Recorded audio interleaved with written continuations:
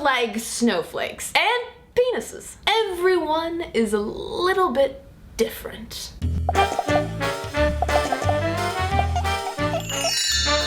So I've gotten a few requests from viewers to talk about labiaplasty on the show. In other words, plastic surgery that people get on their external female genitalia, aka your vulva. Anatomically speaking, a normal vagina simply looks like a vulva, inner and outer labia, clitoris, clitoral hood, vaginal opening, there. In terms of size and aesthetics, we don't, by we, I mean myself and well-trained doctors, don't actually know what a normal vagina looks like. Exhibit A 2005 study published in the International Journal of Obstetrics and Gynecology called Female Genital Appearance Normality Unfold. The conclusion that they came to was, and I quote, "In general, there are surprisingly few descriptions of normal female genitalia in medical literature. In contrast, measurements for male genitals are widely available and were published as early as 1899. Not only is it assumed that every guy's penis is a little bit different, but there is even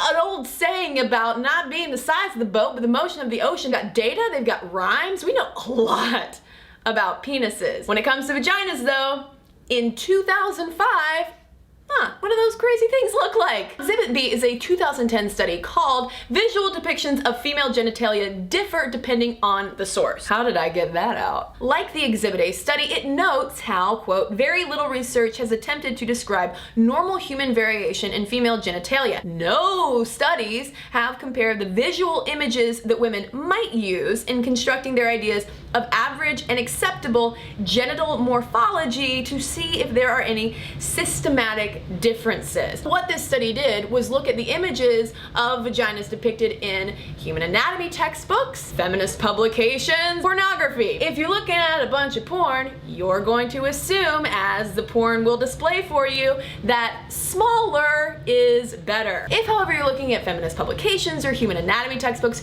you will be exposed to more of a diversity of female genital anatomy. I'll say it again, like penises, every vagina is a little bit different, despite what a lot of porn would lead us to believe. I'm not crusading against pornography. I am more advocating for education of what vaginas actually look like. Porn vaginas are not necessarily real world vaginas. Can we talk like adults and agree on that? The most specific medical description of labia variation that I could find said that they pretty much range from 5 millimeters long to 5 centimeters long. Get out your measuring tapes, folks, because that's a big difference. Even though, in all likelihood, a lot of girls and women, and hey, even guys, aren't aware of the wide variety of what a normal vagina looks like, labiaplasty is on the rise. In 2012 alone, in fact, there was a 5-fold increase of women seeking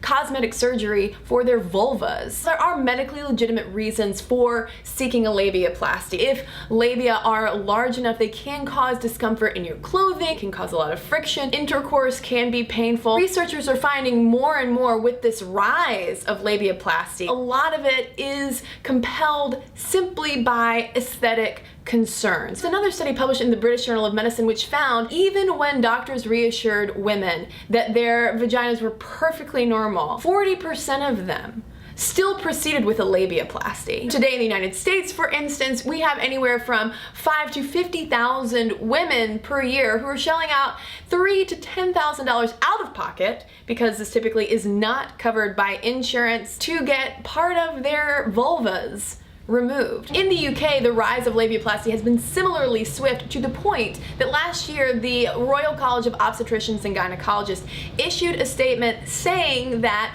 women were seeking out these operations because of, and I quote, increasing access to unrealistic and narrow representations of vulval appearances in popular culture. We are buying into a lie that a vagina should look a certain way. By a certain way, let me simply just say that there is a plastic surgeon who prides himself on the invention of a procedure he calls the Barbie. Are we really living in a Barbie world? For the sake of vaginas everywhere, I truly hope not.